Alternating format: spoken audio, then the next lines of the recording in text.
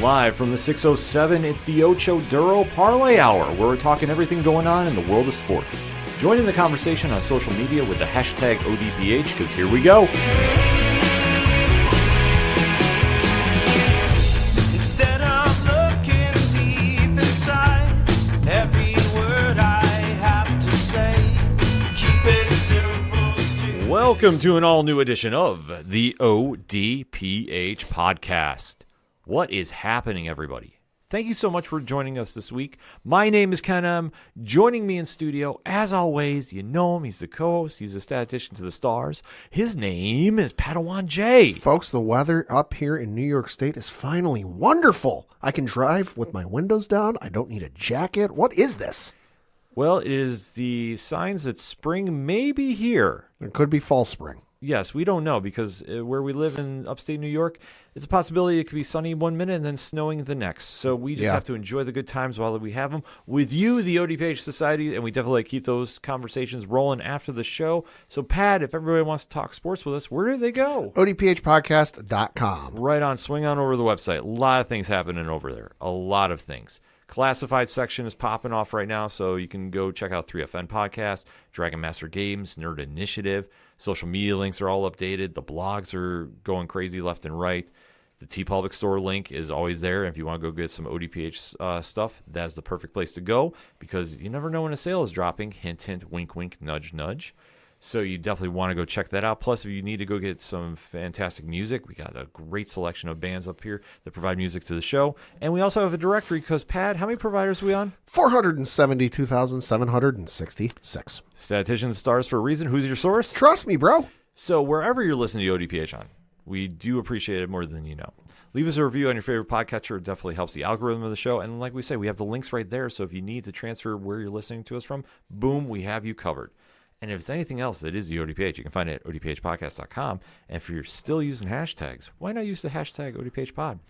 Kicking off this edition of the sports show, that's right, folks. We have a lot to dive into the world of professional sports, and there is no larger story going on right now than NFL free agency. Story in free agency was so crazy it broke Twitter. Allegedly. Because this is now where the official postseason really kicks into play. Mm-hmm. We now have teams declaring about their franchise players. Also, a lot of moving and shaking going on heading into the NFL draft. So there has been some great contracts that have gone down. So we're going to recap the ones we think really are standing out to you. Yep. The audience. So let's go into it, Pat. What's making some noise? So I'm going off of the list courtesy of CBSSports.com, and this is updated as of recording. So, hey, if I go through this list and your favorite team, I miss one of those players, hey, it's because it happened after we recorded. So going through, and this is in alphabetical order. So first you got the Arizona Cardinals, who they retained a couple of players. They got Zay Jones back for 1 year, $4.4 million. A couple of linebackers, got a couple of defensive guys. Baron Browning, 2 years, $15 million. Joey Blount, 2 years, $4.75 million. But they got two additions to the team, both of them on defense. First of which is the linebacker Akeem Davis Gaither, 2 years, $11 million. Big one though, edge Josh Sweat, 4 years, $76.4 million, coming over from the world champion Philadelphia Eagles. Had 10.5 sacks between the regular season and postseason last year. Monster on defense. Yeah, that is something that you're going to hear a lot, is Philadelphia took a lot of hits on that Super Bowl winning team. Oh, yeah. Sweat going to Arizona is a big move, and that is a good one for them. Oh, yeah. Then you got the Atlanta Falcons, who, I mean, honestly, I can read through all of them. They haven't really done all that much. They retained left tackle Jake Matthews, 2 years, $45 million extension. They've retained the safety Liam McCullough for 4 years, and then they signed linebacker Divine Diablo for 2 years, $14 million. So, hey, we'll see. Who's Atlanta? What is Atlanta? Atlanta is stat quo. Yeah, pretty much. Speaking of stat quo, Baltimore Ravens, they retained, again, I can read everything they've done. It ain't much. They retained left tackle Ronnie Stanley, 3 years, $60 million. Get your payday, bro. And then they retained fullback Patrick Ricard for 1 year. Next would technically be the Buffalo Bills. I'm going to wait on them. We'll, of course, save our team for last. Okay. And you got the Carolina Panthers. They retained a couple of players. Two cornerbacks, Jace Horn, 4 years, $100 million. Saw this dude's name, and I'll be honest, I'm not intimately familiar with the Carolina Panthers. I went, who? He's their best defensive player, so that makes sense to Yeah. me, in my opinion. Yeah. The other cornerback they retained is Michael Jackson. No, not that Michael Jackson. Different Michael Jackson. 2 years, $14.5 million. They also retained your favorite quarterback, not of the Buffalo Bills. AD? Andy Dalton. 2 Yes. years, $8 million. Signed a couple of interesting players, all of which on defense. Defensive tackle Tershawn Wharton, 3 years, $54 million. Trayvon Moehrig, 3 years, $51 million. And then edge Patrick Jones, the second, 2 years, $20 million. Smart moves. I mean, Yeah. Carolina really needs to help everywhere. They're making some noise. But they're making some noise. They had some cap money, and they definitely took advantage of it. I thought they made solid ones. I mean, I'm not blown away by any of those signings. Right. But I think for the signings that we got, I thought they were good. You want to talk about a team who's coming in and looking to make a splash and really emerge maybe as some odds-on favorites, early odds-on favorites. It might be the next team we talk about here, the Chicago Bears. Traded for a couple players. They traded with the Rams for Jonah Jackson, the offensive lineman. They traded with the Chiefs for Joe Thuney, which surprised the hell out of me. That was probably the biggest surprise, I think, thus far. Yeah, four-time Super Bowl champ, I think, Thuney. He's got at least 2 or 3 from New England, and then he's got a couple from Kansas City, so hey, good for them. They retained a couple of interesting ones there. They got Amon Ogbongbema, I think is how you say, Ogbongbemiga, 2 years, $5 million. Josh Blackwell, another guy on defense they retained. And then they signed a couple players, most notably of which, defensive tackle Grady Jarrett, 3 years, $43.5 million. Center Drew Dahlman, 3 years, $42 million. And then the other one, edge Deo Odeyingbo, 3 years, $48 million. So clearly putting a focus on the offense. I thought Chicago thus far has had the best offseason. Yeah. Or they're in the conversation at least. We knew the Bears now with a new head coach, new mindset. Obviously, we're going to make some moves. I really like all the moves they did, to be honest with you, and especially shoring up their offensive line a little bit. I mean, anything you can give to give Caleb Williams some help, I think is going to be beneficial since you're now all in with him. So I like the moves they did, to be honest with you. Yeah. I mean, anything you can do to help Caleb Williams, who got sacked a ton. Yeah. A ton last year, it certainly helps the job there. He only got sacked 68 times last year. Yikes. Yeah, they need to do something, especially the offense they're going to try running like Detroit's. Mm-hmm. You need to bolster that line. And now they have a chance. Yeah. Not saying punch their ticket to the playoffs, but they have a chance. Yeah. Then you get to the Cincinnati Bengals, who retained T. Higgins with the franchise tag. A little surprised at that. They also retained defensive lineman B.J. Hill, 3 years, $33 million, and gave a 3-year, $25.5 million deal to tight end Mike Gesicki. Of note, signed a couple players. They had some other ones, but those are the ones that jumped out. And then they signed a couple of interesting ones. To Daryl Slayton, the defensive tackle, 2 years, $15.1 million. And then they signed the running back Samaje Perine, 2 years, $3.8 million. Their offensive signings, I don't have a problem with, except cap space. Yeah. That's the only thing I don't understand, especially with T. Higgins. Yeah. Jamar Chase now needs a new contract. There's the definition of moving parts. Like, there is a lot going on. So I don't know if they went all in, especially to try enticing a team to go make a run for T. Higgins. Oh, Lord have mercy. So on the list I'm looking at on CBSSports.com, next to T. Higgins' name and franchise tag, there's a read more option, which leads to a separate article. Yeah. Listen to this subtitle for this article, because there's this whole thing. By the title, Bengals, T. Higgins gets franchise tag again. What move means for wide receiver team as sides still seek long-term deal. The subtitle on this: Higgins will make a fully guaranteed $26.2 million in 2025 if no deal is reached. Yeah. Yikes. That was the gamble they took. And again, I mean, it's tough because in this day and age, especially with the NFL salary cap, which is the toughest in sports, but it creates the biggest amount of parity. I don't have an issue with it. No. But the Bengals went all in about this, knowing that they were going to have one last run with this group that they have. Yeah. Because I can't see Higgins coming back for less per se after this. Nope. And then you still have Jamar Chase to deal with. This is true. So, and then, I mean, to give more help to Burrow, it's great if you have an offense that is going to put up 50 points a game, but you also need somebody to stop your opponents from putting up 57. That's the argument that you're going to have with Cincinnati, that as great as their offense might look on paper, I think they took a step back. I really do. No, I agree 100%. Then you get to the interesting one, the Cleveland Browns, of course. Oh, my God, Can we ever go into offseason without them doing something extremely questionable? I say no. I talked to a Cleveland Browns fan. He said no. So they traded for one player, world champion quarterback, Kenny Pickett. Sorry, I can say that. He was on the team. He's getting a ring.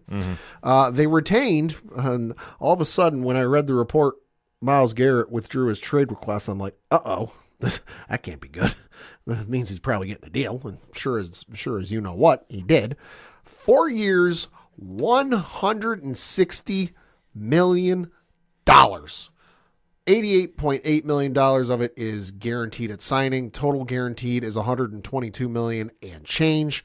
There is a full no trade clause, and he will not become a unrestricted free agent until the age of 36 in the 2031 season. Holy smokes. Then they signed a couple players. Offensive tackle Cornelius Lucas for 2 years, $10 million, and then they signed Joe Tyron Shoyinka for 1 year, $4.75 million. But, of course, the big one everyone's talking about, Myles Garrett. Yeah, this one definitely puzzling. Uh-huh. We knew at the beginning of February, Myles Garrett made it very public, especially he made the Instagram post that went viral about he thanked Cleveland for the time of service, but he wanted to go to a winner. That's why he was asking for a full trade.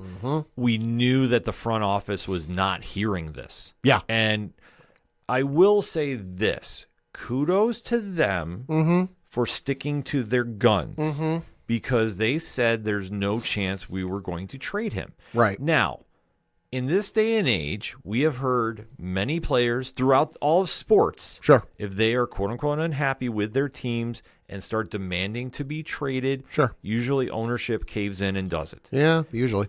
Cleveland didn't, albeit though they overpaid to make this problem go away, and they have now created an entire new one. Oh, yeah, they have. Because you've made Garrett the highest non-quarterback paid player in the NFL. So you've now tied up a lot of cap money to him. So I'm looking at Spotrac.com right now for the Cleveland Browns, and this is their multi-year salary cap table. It looks like the page hasn't updated yet for the Myles Garrett deal, but factor in the fact that this year, and this is sorted highest to lowest, you've got 31 point, and I think this might even change for this because if I read correctly, Watson did restructure his deal, but still, as it currently stands, without the public numbers known, almost $37 million is going to Deshaun Watson alone. Yeah. Well, when they signed that poison contract, and I mean it was, and listen, as weird as this is going to sound, when Watson was coming back from his stuff in Houston, right, and was a free agent, remember the Browns were one of a handful of teams that were trying to sign him. They took a gamble. They signed him to a very ironclad contract that was out of this world, thinking they were going to get the All-Pro from Houston, and then what they got, unfortunately, has not matched up to the contract. He did restructure with the team, but now they've done it again with Garrett. Now, you're going to say insanity is doing the wrong thing repeatedly. I think with Garrett, though, I understand it better. Sure. Because he is literally your franchise player. Yeah. Albeit, though, you're still behind the Steelers. Yep. You're definitely behind the Ravens. Yep. The Bengals might be closer to you than you might think. Oh, I agree. Because of the cap situation they're now in. Sure. But signing Garrett is a good indicator to your fan base of like we're trying to keep players here. We're trying to build something. Sure. But you're not going to have enough money to go around to really build a team. And that's a problem for where they are. Yep. So this move, Garrett's great, and I realize defense wins championships in a lot of instances. Sure. But you got to have an offense on the other side of the ball to be able to score points to be able to win the game. Like, you can't win a game. I mean, you could, but the likelihood of winning a football game 4-0 because Myles Garrett got you 2 safeties is very high odds. The Browns have a solid defense. Yeah. But their offense, that's the problem. And they don't really have anybody right now that is putting any fear in defensive coordinators. No. Like, I'm sorry, they just don't. No. So unless they pull some magic out in the draft, which they Could happen, yeah. they could. Yeah. I don't exactly understand this move as a long-term deal. I do understand it as a short-term, and I say I will applaud them for not catering to a star player demanding to leave. Oh, yeah. Albeit, though, money solves everything. Yeah. And Garrett is now fully all in with the Browns, which is a very big 180 stance. Is something we'll have to watch as his contract plays out. Yeah. Was it worth it in the end? I mean, listen, you want to pay me $40 million a year, you can send me to Antarctica. Oh, yeah. I mean, like I say, if you want to go that, ODPHpodcast.com. I'm sure anybody would jump at it. So I'm not faulting Adam for taking as much money as he can. Yeah. It is an interesting stance, though, considering how public he made it to leave. Uh-huh. So that's the only thing that's not sitting well with me personally, but I'm not mad. I'm not mad at him for getting that money. We have a little bit of breaking news coming to us from the wonderful Adam Schefter. Free agent quarterback Jacoby Brissett is planning to sign with the Arizona Cardinals. Good place. Yeah, makes sense. Good backup for Kyler Murray in case something happens. Moving on to the Dallas Cowboys. They retained a couple of interesting ones. They retained defensive tackle Osa. I'm not even going to try and pronounce his last name. I'm going to spell it for you. Zuwa. 4 years, $80 million. They also retained the multi-talented wide receiver, kick returner, punt returner, Cavante Turpin, 3 years, $18 million. A couple other ones. And then they signed a couple players here. Defensive tackle Solomon Thomas, 2 years, $8 million. Offensive lineman Rob Jones for just 1 year. And then running back Javonte Williams for just 1 year. Well, Dallas hasn't done anything. Pretty much, I mean, they retained. Like the defensive tackle? Okay, sure. Yeah, but wide receiver? Okay. But you're still not up there on that Philly level. Nope. I'm sorry, but Philly's lost 8 starters from that Super Bowl team, and I still put Philly above Dallas. Well, you have to think Dallas needed to make some upgrades, and they opted not to. Yeah, for we know the reason. Well, yeah, his name starts with Jerry. Yeah, that's the whole thing. Jerry Jones did not decide to do any major upgrades. Decided to stay in-house. Yeah, which, I mean, you can sit here and say, well, he didn't stay in-house. He signed a couple. Okay, he signed 3 guys. But then you look at who he retained. 1, 2, 3, 4, 5, 6 players were in-house already that he just decided to retain. Yeah. I mean, it's disheartening to the fan base, in my opinion. Yeah. So we'll have to hear. I know Dre Driven's going to have a take on this. I can't wait to hear what he's got to say. Absolutely. Then you move on to the Denver Broncos, who retained defensive tackle DJ Jones for 3 years, and they also retained quarterback Jarrett Stidham, 2 years, $12 million, because, hey, somebody's got a quarterback behind Bo Nix over there. And then they signed a couple of interesting players. Safety Talanoa Hufanga, 3 years, $45 million, and then linebacker Dre Greenlaw, 3 years, $35 million. Greenlaw signing is great. I think that's huge for them. Maybe they can help the one side of their special teams. They're going to need to keep making upgrades. I believe they signed Evan Ingram, too, from the Jacksonville tight end. I can look it up, yeah. But either way, I thought Denver played it safe. They did smart moves. I know they're building something out there, right? But I still think they're a season away from really making a run at the Chiefs. Right. That's the benchmark you have to go put yourself against. How does your team rank up against the Chiefs right now? Yeah. I think Denver is on the way, and albeit this year getting into the playoffs was a nice bonus. Maybe a season away or a season ahead of schedule, but still something to build off of. So it looks like Evan Ingram came in for a visit, but he hasn't signed it. Okay. He left without signing a contract, according to KUSA TV's Mike Kliss. Okay. So he visited, but he didn't sign. Moving on to the wonderful folks over there in Detroit, the Detroit Lions, retained a couple guys. Linebacker Derek Barnes, 3 years, $25.5 million there. Marcus Davenport, 1 year, $4.75 million. And then they signed just one player, cornerback DJ Reed, 3 years, $48 million. The Reed signing is good. Absolutely. Detroit, though, still needs a little more help on the defensive side of the ball. Uh-huh. They're going to have more question marks than I think people realize going into this new season. Agreed. Just because when you lose an offensive coordinator that built what Jared Goff and company was really running away with this past season, I think it'll be interesting to see how the new pieces fit. Yeah. And where they go from here. But I think where Detroit was looking at is they were heavily rumored to be in that Myles Garrett race. Oh, yeah. So they were rumored. Philly was rumored. Right, but I think for Detroit, it was a sense I think they were going all in on that. Sure. That could be. And that didn't happen. So their draft this year will be interesting when it comes around. You want to talk about interesting decisions.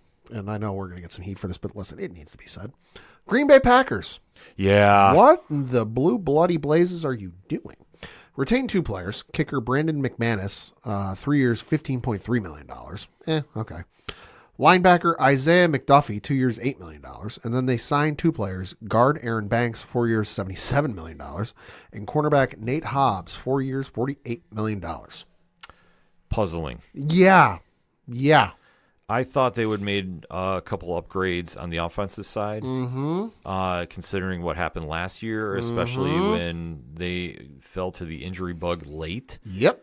So this was a little more puzzling than I wanted to give notice for. And especially when you look at some of the other, and when we're saying offense, we're not talking like, oh, they got an offensive tackle, they got a left guard, they got a right tackle. Like, no, we're talking like wide receiver, tight end, hell, even running back.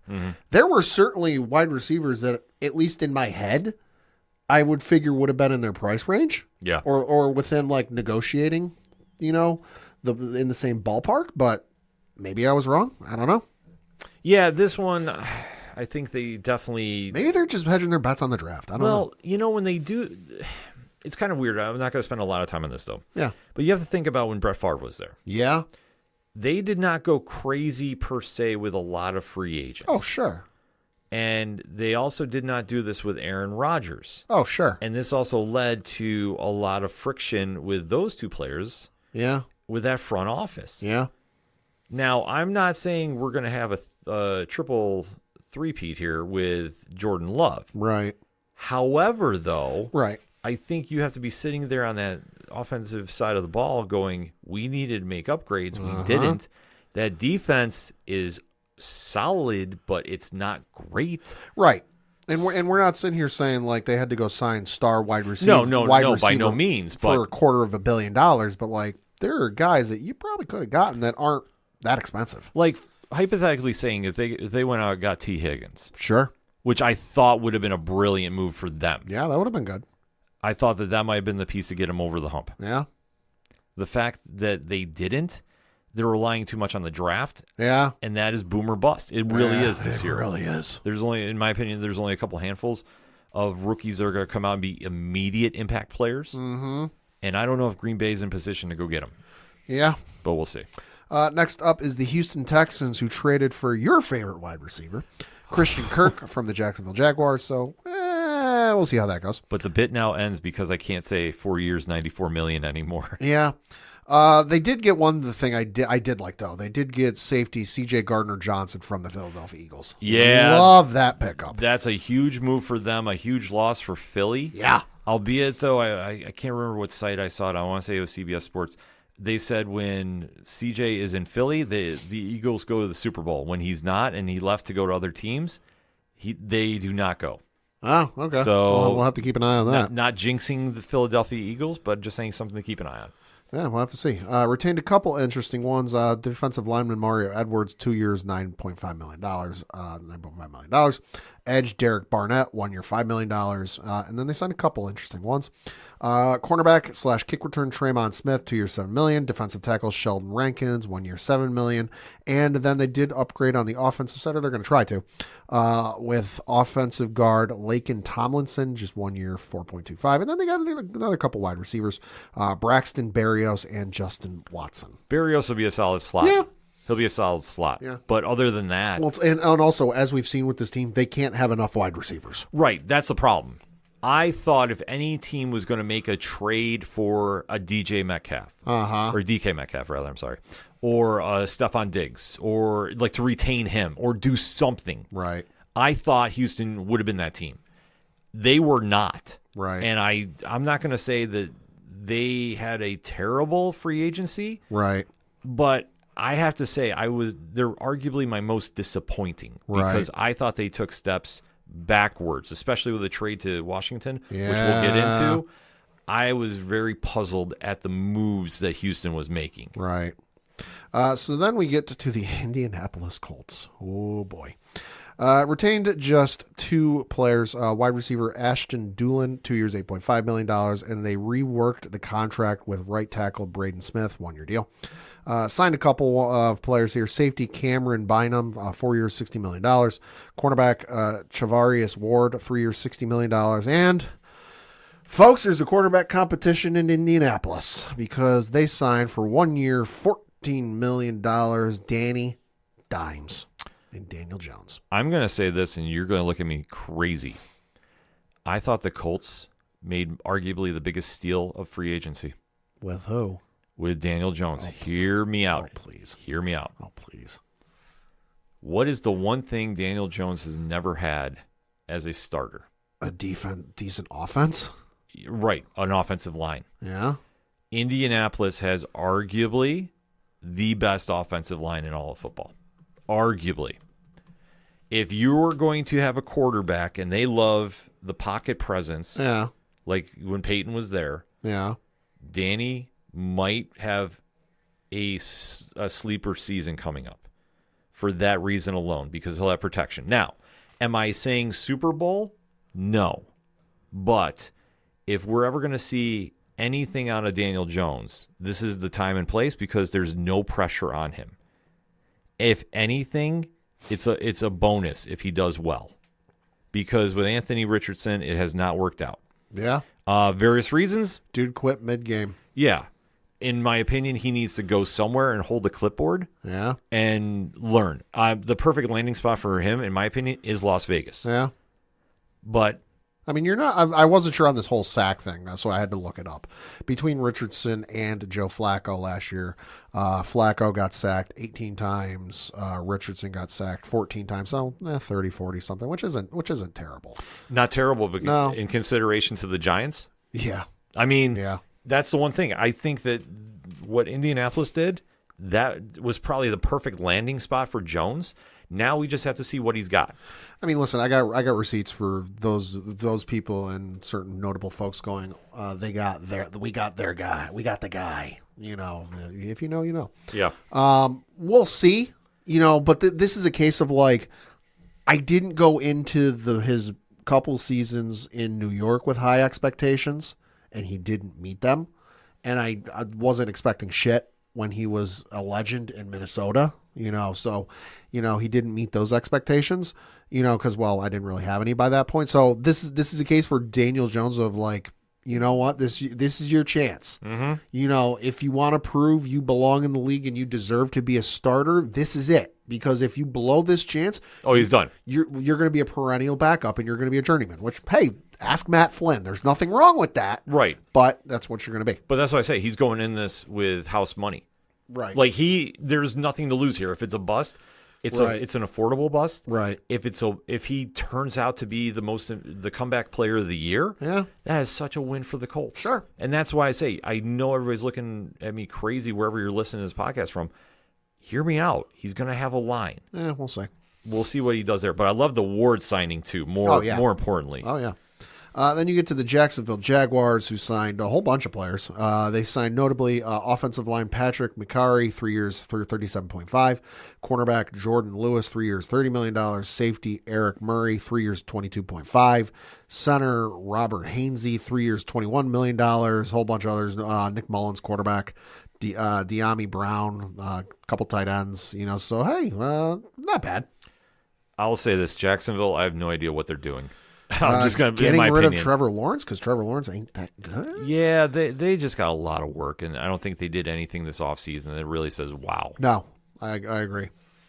Then we get to America's favorite team, the Kansas City Chiefs. Retained a couple players. They franchise tag offensive guard Trey Smith. They signed left linebacker Nick Bolton, 3 years, $45 million. Hollywood Brown back for another year, $11 million. Signed a couple interesting players in free agency. Cornerback Christian Fulton, 2 years, $15 million. Offensive tackle Jalen Moore, 2 years, $30 million. Then they got a punter, exclusive rights free agent, Matt Arezia. So, hey, good for them, but nothing too crazy. Nothing super crazy. Travis Kelce's coming back too. Yep. But honestly, nothing really moves the needle here. Yeah. Then you get to the Las Vegas Raiders, who made probably the biggest splash in the trade market thus far.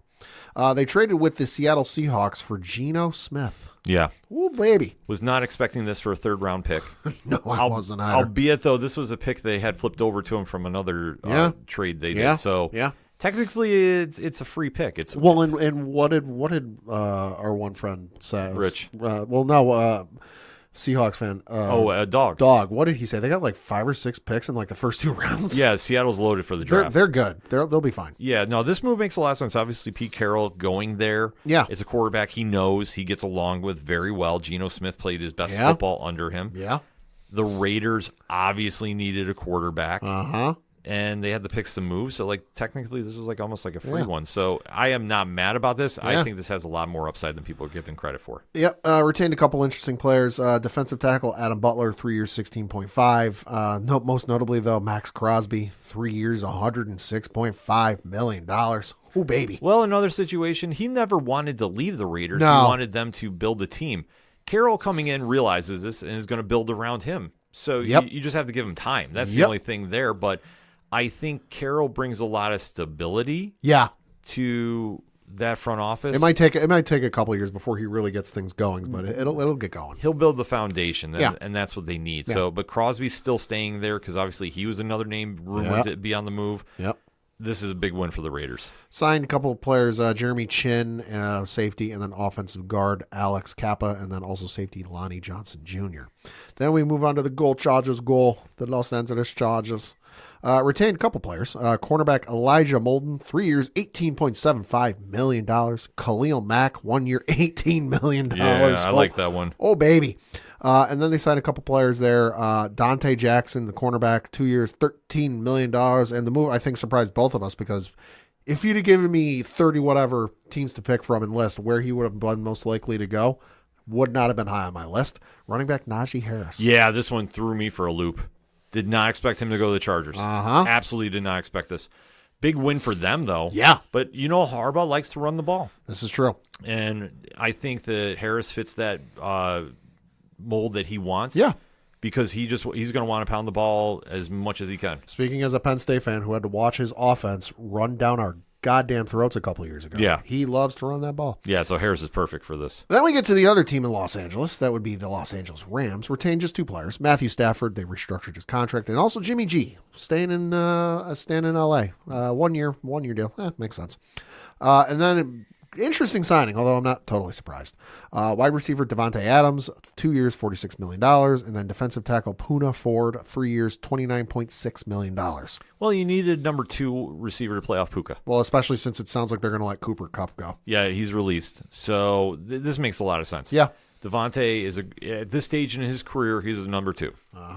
This will play well, and I think him and Stafford will get along just fine. And then we move to your favorite team in the NFL, the Miami Dolphins. They retained a couple players. Defensive back Elijah Campbell, just 1 year. Quentin Bell, 1 year. Almost $2 million between the two. And then they signed a couple players there. Offensive line, James Daniels. Let's hope Zach Wilson doesn't go near Savannah, Georgia, because he signed with Miami. 1 year, $6 million. For those of you who don't know, Savannah, Georgia is like the most haunted city in the United States. Yes. So hence why the joke. He's seen ghosts. But nothing really super shocking with the Miami Dolphins. Like, oh, they're okay.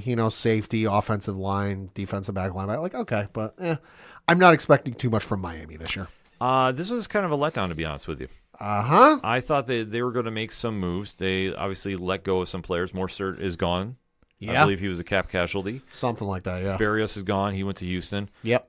I thought that this would have been a prime time to move Tyreek Hill. You would have thought. But the fact they didn't, it worries me a little bit because now you're going to have the same problems you had last year. Mm-hmm. And for a team, and granted, I'm taking my Miami bias out of this. Sure. For a team that needs more stability and balance, keeping Hill there and the same problems that you had last year, I think is going to become a locker room distraction. Oh, 100%. I really do. And I think this is going to be the downfall of McDaniels as coach. Could be. So, like I say, I don't necessarily know how they get past this, but I was like just when I was processing this whole move in my head, I'm going, how the heck did they not move him? Especially, we know teams that needed that wide receiver. Well, there's a good number of them, yeah. Yeah, so I'm a fan of one of them. yeah, so like I say, the fact that you didn't move him, Yeah. like that is a weird stat to me, and that's why I'm sitting here going, just like, what did you do here? Yeah. So now, with Mike McDaniel, you now need to kind of figure out something. Yeah. And that's going to be on him. But if he's the first coach fired next season, I understand why. Wouldn't surprise me. Yeah. Then we head up north to Minnesota Vikings, retained a couple players. Cornerback Byron Murphy, 3 years, $66 million. Got their running back, Aaron Jones, 2 years, $20 million. Good move. Good. Yeah, great move. Good move. Theo Jackson back at safety, 2 years, $12 million and change. Signed a couple players, most notably of which defensive tackle Jonathan Allen, 3 years, $60 million. Upgrading the offensive line for presumably J.J. McCarthy. We're getting Will Freeze, 5 years, $88 million. Got a new center, Ryan Kelly, for 2 years, $18 million. So, hey, looks like they're getting things ready. They're getting some stuff ready. I thought they did okay. Obviously, everything going on there, I thought they did all right. Yep. Then we move on to the New Orleans Saints. They traded with, my New England Patriots for defensive tackle Devon Godchow, which, okay. They also retained Chase Young, 3 years, $51 million. I'm going to be honest, I didn't realize he was down there. Really? I saw this news. I'm like, wait, he's on the Saints? Okay. Yeah. Then they retained tight end Juwan Johnson and also defensive tackle Nathan Shepard. Yeah, New Orleans is doing a lot of different moves. I think now with the new coaching staff in there, they're going to be kind of shuffling around the deck a little bit. Then you get to the New York Football Giants. Retained a couple players. Wide receiver Darius Slayton, 3 years, $36 million. Because, before free agency, they didn't have a quarterback on their roster. They retained quarterback Tommy DeVito, 1 year, a little over $1 million. Signed a couple players. Cornerback Paulson Adebo, 3 years, $54 million. Safety Javon Holland, 3 years, $45 million. Defensive lineman Chauncey Golston, 3 years, $19.5. So, not bad. Not bad, but I am sensing they're going to do something crazy in the draft. Oh, absolutely. Mark the tape now. I think they trade up to number 1. Oh, Lord. I think they trade up to number 1 to Tennessee, and they go get Cam Ward. I'm going to call it right now. They'll go for Cam Ward, and they'll sign Aaron Rodgers. Yep. They're going to do something like that. Oh, Lord. Knowing that front office and knowing that coach. Can they be on Hard Knocks back-to-back years? I'm telling you. I realize they were off-season version, not the traditional version, but can we have them on? Mark the tape, because I think had they done a little more in that off-season with free agents, I think I would have changed my pick. But now after seeing that, you can get Aaron Rodgers to mentor for a year. If you're lucky. If you're lucky, that's all he's going to do. They're going to get Cam Ward, which I don't like Miami playing in New York. I don't like that move. And that's what they're going to roll with. I don't see Sanders coming there. I don't either. And listen, Cam Ward might be a decent quarterback. It's just something that doesn't sit right with me. Well, they have no offensive line, so it doesn't matter. Like, that's the problem with the Giants. Until you address this, the Giants are going to be irrelevant. Then you get to the team that shares the same building with them, that being the New York Jets. You want to talk about what the fuck are they doing? They retained 2 players, linebacker Jamian Sherwood, 3 years, $45 million, and they RFA tendered safety Tony Adams. Signed 3 players, safety Andre Sisco, 1 year, $10 million, cornerback Brandon Stevens, 3 years, $36 million, and quarterback Justin Fields, 2 years, $40 million. Surprised at this move. Uh-huh. Very, very surprised. But I think for the Jets, they were looking for something. Yeah. And they need to establish a new identity. Obviously, under Aaron Glenn, who, I love his energy he had when he got signed. Yeah. And he really made it a point to establish this. Yeah. He knows he can develop Fields, but the problem is, do you have enough around him to really make a difference in the AFC East right now? No. That's the problem. They're right now, as presently constructed with what we know from free agency, I would honestly put the Jets in 4th place. I would say, the defense has not been playing up to potential. No. And they weren't really all that great when they had Saleh there. Mm-hmm. Robert Saleh, who's supposed to be a phenomenal defensive mind. Well, I think what happened is a lot of that focus, I think that locker room got divided, in my opinion, with Aaron Rodgers. Yeah. And I think that caused a bigger rift than anybody wants to admit, for reasons. Yeah. I'm just going to put it that we'll just... Going to make a great book someday. Oh, yeah. That whole season, that last season, I want to know about, to be honest with you. ESPN 30 for 30. But I think now with Glenn coming in, he has to establish some stability. Fields is arguably the best young quarterback that was available sure. in free agency.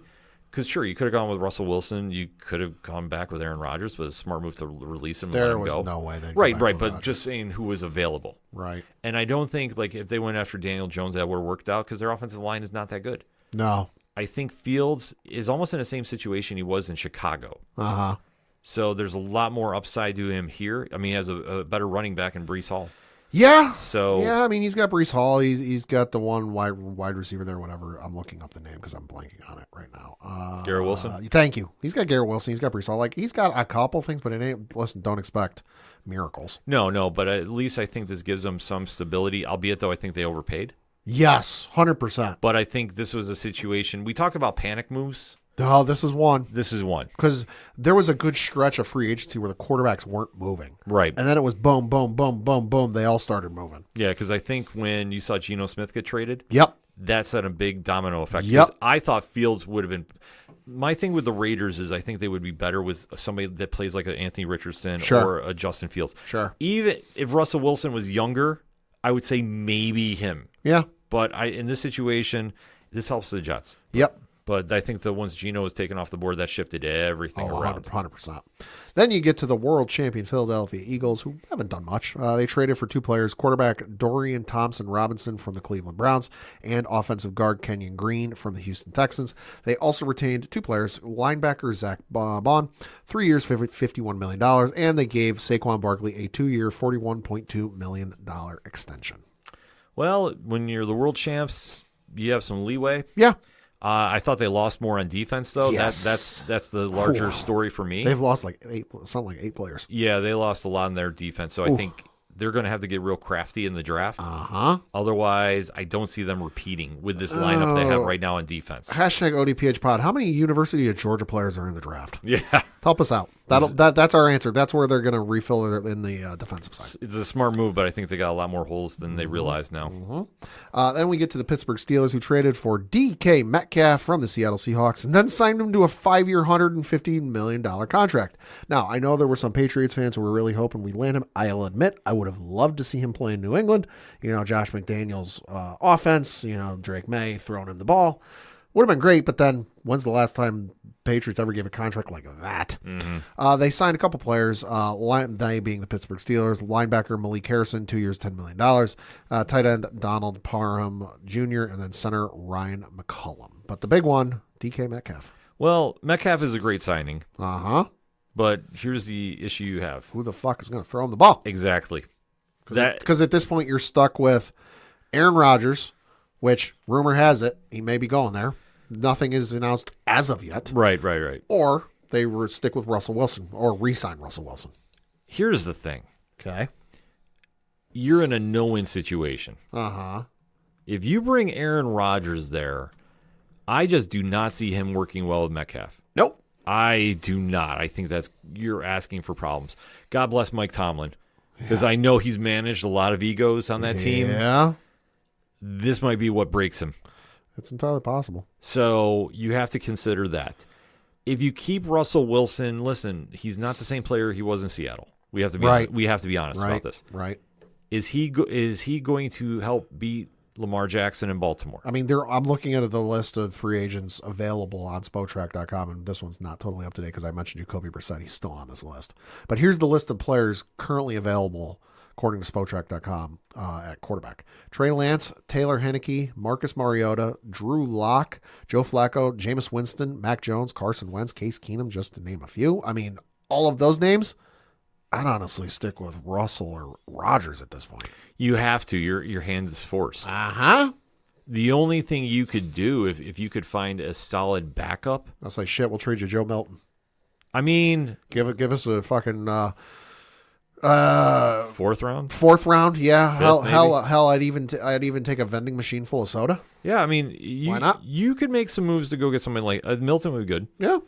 I'm just trying to think who's out there that's, you think about the Matt Flynn's. Yeah. Who's Yeah. a backup. The perennial backups, yeah. Yeah, there aren't many these days. No, there really isn't. So, I mean, your hand, like we said, is forced. Yeah. So you're going to have to take it with Rodgers, I think. And then Yep. I don't know. I mean, I'm not wishing bad, Yeah. but I think this is going to be a long season for Pittsburgh fans. You want to talk about a long season? San Francisco 49ers. Oh, my God. Oh, it's going to be bad. The fall from grace. Retained a couple players. Running back Patrick Taylor Jr., 1 year. Also running back Jordan Mason, second round RFA tender. And then linebacker Curtis Robinson, 1 year. Signed 2 players. Tight end Luke Farrell, 3 years, $20.25 million. And safety Richie Grant, 1 year. Let go of a lot more than they kept. Yeah, they did. So now you have to go re-sign Brock Purdy long term. You're going to give him a monster contract. Not saying he's not worth it, but you have to really put an evaluation on. Yep. Debo Samuel is gone. Yeah. Ward is gone. Greenlaw is gone. A lot of that defense is really moved. And plus, we heard Brandon Ayuk might still get traded. Yeah, it's entirely possible. So you're now in a very odd situation in San Francisco. Right. Normally, I'd say hit the panic button. Yeah, yeah. But John Lynch, in my opinion, is probably the best GM in all of football. Yes, this is true. So they'll find diamonds in the rough. If anyone's going to make some chicken salad out of chicken stuff, it's him. Let's not forget they made it to the Super Bowl with Mr. Irrelevant. Right. So I'm not saying write them off per se. Just don't expect, miracles. But lower the bar because this might take a couple seasons to rebound, especially if they lose Ayuk. And, I mean, because otherwise you're just left with him and Kittle. Yeah, which ain't much. And McCaffrey. And McCaffrey, which you can't depend on. Right, you can't. Because they just cut the fullback, too. Yeah. So there's some stuff that John Lynch is going to have to work. Yeah. Let me mark the tape on this, though. Okay. If he gets them to the second round of the playoffs, with this roster as depleted as it is, and he finds somebody in the draft, listen, mark him as he's the GM of the year. Yeah. Mark him down for that. Like, Should like if he pulls some magic out and they get to the second round of the playoffs. Not saying they go to the championship game, whatever. Right. Give me second round. I'm gonna say he's GM of the year. Don't ever doubt him. Don't. Oh, I'm down for that. Then we get to the Seattle Seahawks, who retained 2 players. Linebacker Ernest Jones IV, 3 years, $33 million. Defensive tackle Jaron Reed, 3 years, $25 million. Signed 2 players. Offensive lineman Josh Jones, 1 year, $4.75 million. And they got their quarterback, Sam Darnold, 3 years, $100.5 million. Yeah, that's a lot of money. I know. I kind of got a half yawn in there because I was like, what? Because I was not expecting Darnold to go out there. No, I wasn't either. I thought what would have been smart is if he stayed in Minnesota. Yeah, I would have figured. But then again, you got to risk what happened at the end of last year happening again. Right. Well, that's the whole thing. Did teams finally figure out Darnold? I don't want to say yes, but listen, his performance speaks for itself. Yeah. And especially with that team doing as well as they did last year. Yeah. That's the problem you have. So now Seattle is going to have a veteran quarterback to come in and replace Smith. Yeah. He does have a very adequate offense. Yeah. The defense is on the up. Yep. They could make some noise. Like, they could sneak in the playoffs and really make some noise. Sure. But if you can get consistent play out of Darnold, you're all right. If you can't, then you're in trouble. Yeah, I mean, listen, you look at the way the NFC West is currently constructed. The biggest threat out there right now, I'd say, is the LA Rams. Yeah. But I'm not exactly sitting here going, they're going to go 13-4. Yeah. Or whatever the record would be for that. So you can contend, but I'm not exactly expecting a Super Bowl out of them. Mm-hmm. Then you get to the Tampa Bay Buccaneers, retained a couple players, most notably of which offensive guard Ben Bredson, 3 years, $22 million. Wide receiver Chris Godwin, 3 years, $66 million. Allegedly turned down more money from other places, but wanted to remain in Tampa Bay. Hey, familiarity. I can't fault him on that. Love who they picked up, though, on the defensive side. Picked up 2 edge guys. Hassan Reddick, 1 year, $14 million, and Anthony Nelson, 2 years, $10 million. Loved every move they did. Oh, yeah. Loved every move Tampa Bay did. I think they had probably one of the best off seasons here with free agency. Listen, they just need to do a couple tweaks here and there. Yep. Godwin staying, like you touched upon, very familiar with the system. He knows he's a 1-2 punch with Mike Evans. Basically guaranteed another 1,000-yard season. Yeah, so smart moves. Yeah. I can't fault Tampa Bay. I think maybe you go find somebody in the draft to kind of just bolster here and there. Uh-huh. But everything else they did, I thought was an absolute win. Then you get to the Tennessee Titans. Boy, you want to talk about what the fuck are they doing? Oh, my God. So they retained defensive tackle Sebastian Joseph Day, 1-year deal. Offensive line Andrew Ruppich, exclusive rights free agent, and also cornerback Darrell Baker, exclusive rights free agent. And then they signed offensive tackle Dan Moore Jr., 4 years, $82 million. for a fucking offensive tackle. And then linebacker Cody Barton, 3 years, $21 million. When you're the worst team in the NFL because you have the number one pick, they should have been going crazy trying to sign people. Yep. The fact they didn't gives me pause. Big time. And like I say, now I'm really sold that the Giants are going to trade over that number one. Because otherwise, Tennessee, what are you doing down there? Really? Because the NFC or the AFC South is one of the weaker divisions in football. Yeah, and the fact they weren't making any real moves, that is troubling. Yeah. Very, very troubling. Then we get to the Washington Commanders, who saw the Eagles win the Super Bowl and took that personally because, yes, they did. God damn.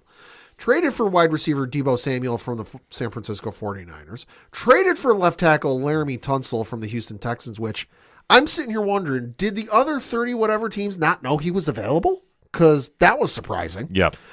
They retained Bobby Wagner for one year, Zach Ertz for 1 year, and then also John Bates, the tight end, for 3 years, Jeremy McNichols for 1 year. And then they signed defensive tackle Javon Kinlaw for 3 years, $45 million, and safety Will Harris for 2 years, $8 million. Good Lord, did they reload. They reloaded. They're going to be nasty. Yeah, they did. They're going to be absolutely nasty next season. Commanders fans are going to get up and go crazy. I loved everything they did. And obviously this is now the time for Daniels to really take that ball and move forward. Great rookie season. It's going to be tougher for him to repeat those stats, but he has enough weapons around him. He should be fine. Yeah.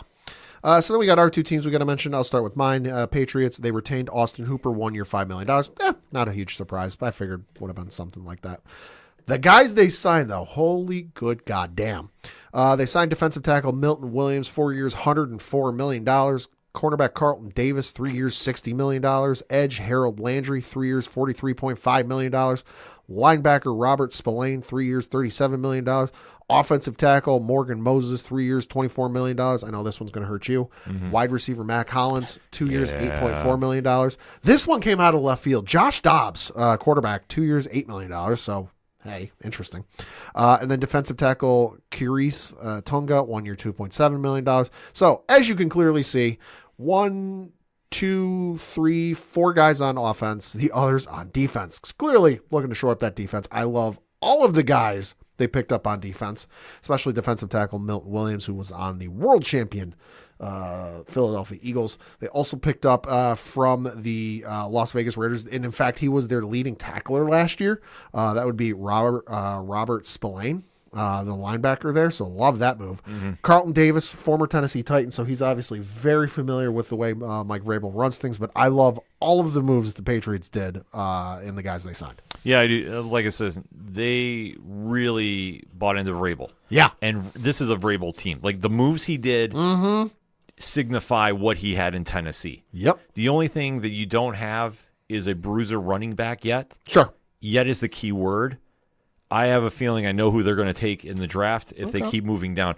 I'm going to, I'll make another bold prediction early. Okay. I think Vrabel's going to pull a Belichick and keep trading down. Could be. To load up on Could picks. be. I think it depends on who's there when they finally come up. Well, I think if they're looking for the running back from Boise State, I'm blanking on his name right now. Oh, yeah. I think if they got a chance to get him, they're gonna go get him. Could be. But we'll have to see. Then we get to your Buffalo Bills, who gave Josh Allen a 6-year, $330 million contract. Good Lord. Edge Greg Rousseau, a 4-year, $80 million deal. Khalil Shakir, 4 years, $60.2 million deal. Linebacker Terrell Bernard, 4-year, $50 million deal. And they also retained safety Reed Ferguson. In terms of the gentlemen they signed, they gave Josh Palmer a 3-year, $36 million deal. Defensive tackle Michael Hogt, 3 years, $24 million. And they also signed running back Dearton Evans. Okay, Ashton Genty. Oh, okay. Was the running back I was thinking of. Oh, okay. Okay, so for the Bills, this is the easy way we can describe it. Josh Allen said during his MVP season he wanted to renegotiate his contract. He is obviously the franchise of Buffalo. Yep. He is going to be the Aaron Rodgers in Green Bay. As long as he's in Buffalo, they always have a chance to get to the playoffs at least. However, this contract is good for short term. It is not built for long term. Right. The Bills made the smart move by releasing Von Miller. Yeah. Well, I was a little shocked at first, and then I'm like, wait a minute. I started remembering his contract. I'm like, no, that makes sense. It makes perfect sense. They are negotiating about him coming back. That doesn't surprise me. I wouldn't doubt seeing him take a smaller deal. Sure. With the incentive of he's going to go to the front office when he retires. Oh, okay. That's kind of been like a little theory. To be like a defensive, I'm not saying coordinator, but like be a defensive coach. No, I'm going to think he's going to be more in the behind the scenes in the actual office, right. which I think he'd be good at. Sure. So the Rousseau deal needed. The one that I was more happy about is Shakir took a very hometown discount. I believe it. Very big. So the fact he got the hometown discount was huge. Bernard also same thing. They got to go get Bedford. That has to get done. Yeah. Losing Mac Hollins hurts, but in the same idea though, what they tried doing with this Josh Palmer deal, and I was talking with the GEO himself from Nerd Initiative, Michael, who's a big Bills fan too. It's puzzling. Okay. This is the one move I don't understand really. Okay. Because it's essentially $12 million a year. Yeah. For a guy who's been okay. Sure. Out in the for the Chargers. Sure. But I will say this: Justin Herbert, has he ever had a true number one? Oh, not that I can really think of, and I'm sure some Chargers fans are going to be sitting there screaming, well, what about this guy? What about... Well, Keenan Allen is supposed to be, but he's always been a yards guy, not a touchdown guy. Yeah, no, I can't really think of one that's like, yeah, that was their number one. Yeah, this guy has had potential. Sure. But it's a lot of potential, though. Yeah. Like I say, for the amount of money he got. So that's the only thing that really worries me a little bit, is he's got to really prove that contract. I mean, granted, we have Coleman. Yeah. We have Shakir. So you have your ones and twos locked up. Oh, sure. This guy has to play like a one though, because Amari Cooper's gone. There's no question in my mind about it. He's gone now. Yeah.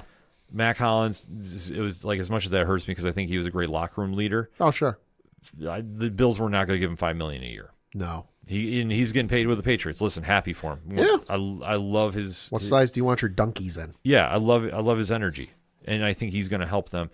So, like I say, I'm not, super in love with some of the moves. Sure. Because I think that they were also in that Myles Garrett conversation, even though I do like the signing of Hecht. Yeah. I do like that. Yeah.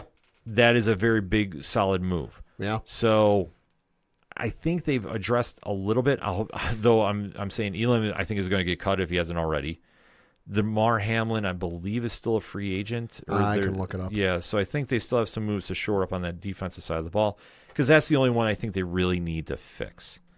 If they can do that, the Bills will be right back at it. But this whole offseason, Brandon Beane and McDermott should be sitting in their draft room going, okay, who do we need to go get to beat Kansas City? Damar Hamlin is a free agent. Unrestricted. Yeah, that's what I thought. So I don't think he's coming back unless he takes a real big discount, which, I mean, I'd love to see him come back. Elam, I think, needs to go. Okay. Elam is done. Okay. We saw what happened during that Chiefs playoff game. Yeah. Listen, Yeah. I hate saying it. Facts are facts. But listen, tape is tape. We saw what happened. He needs to go somewhere else. He's not really been a fit for McDermott as much as they thought he was going to be. It just hasn't worked. It is what it is. Get rid of him. Go get somebody else, whether it's the draft, whether it's trading with somebody. I don't know. You need to go upgrade on that position. Yep. But I think, though, the Josh Allen contract, I know some people are losing their minds a little bit because he's now the highest paid player in the NFL. It's a lot of money. It's a lot of money, but for what he means to that team, right? They needed to do it. Remember, they're going into a brand new stadium. Yeah. They want to have that whole Bills Mafia mystique still there. Yeah. And if Josh is there, Josh will get him into playoffs at the bare minimum. Mm-hmm. He's that good of a player. How far they go, well, we have to see. But they've been on the cusp of finally getting over that hump. Yep. With this team right now, I'm going to say maybe. Yeah. We're approaching shit or get off the pot territory. Well, that's the whole problem now, because with how that contract is structured, there is a very small window without doing another restructuring 3 years from now. Yeah. To really get the most out of this deal. Yeah. But he did, like I say, he moved some money around, much like Mahomes did down in Kansas City. So it kind of mirrors how they could play out if you're smart with your draft. And I just think Beane has been very good. Right. But he now needs to have a great draft. If this draft is a bust for whatever reason, right, detrimental is an understatement. Yeah. But I'm loving the moves. I love Josh Allen staying put for his prime years, and then we see what happens after. But the fact we have him locked up, and like I say, they did lock up a lot of that young talent. So that's what they need to do. Like I said, Bedford is the only one I'm still waiting on. Yeah. As far as I know, they have not locked him up yet. But anybody else, I'm all in. But it gives me hope going into the draft. Yeah. So that being said, Pat, I mean, we broke down every team here. Who is your one that you thought was great, and who's your one that you thought was not? I mean, listen, I got to look at the Minnesota Vikings. I look at the Minnesota Vikings going, what in God's name are you doing? Because in all honesty, that division's up for play. You know, it's up for grabs, I should say. So I figured Minnesota would have at least tried to, especially got your he's still a rookie. He hadn't played it down in the regular season, so I think he's still technically classified as a rookie. You know, you got your rookie quarterback coming back. So what did you really do, you know, to help improve the team? Because you had an experienced guy come in and make some chicken salad out of chicken, you know what. What's it going to look like when the rookie comes in? We'll see. I mean, listen, this might be biased, but I think out of, you know, for who won, I got to say for me, it's the Patriots, just because you look at how bad they were last season. That had they not won the game against the Cincinnati Bengals in the regular season, would have gotten them the number 1 overall draft pick. But because they won it, you know, they dropped to 4 or 5, wherever they are, you know, and just how bad they were defensively. And to really go out and address a ton of those needs and add some guys that, like, listen, they may not be grand slam out of the park. Oh my God, they sent X, Y, Z, A, B, C. But there's still guys that, like, you know what? That could be a solid piece. That could be a solid piece. We'll see how things play out, but I really like what they did. You know, for me, for this free agency period, apologize. I think I said draft because I'm so used to saying draft. Yeah. I thought for free agency, I thought Jacksonville fumbled the ball. Yeah. I thought they did bad. I'm going to say I'm tying them with Tennessee because I think both those teams needed to make some kind of moves. They did not. Yeah. And going into this draft, I think they need to make a lot of work if they're going to contend. So I am giving them bad report cards. As for the best ones, listen, I'm going to say Chicago. Okay. I think the Bears did a lot of great work. I think right behind them is Washington. And I think that they are going to be, well, I think Chicago could be a surprise to many. Yeah, like I said, that division's up for play. To many in this offseason. But I think Washington, man, they're going to be making a run. Yeah. I think as long as everybody stays healthy there, they have got some big-time potential to make some noise. That being said, though, hit us up on that hashtag ODPH pod.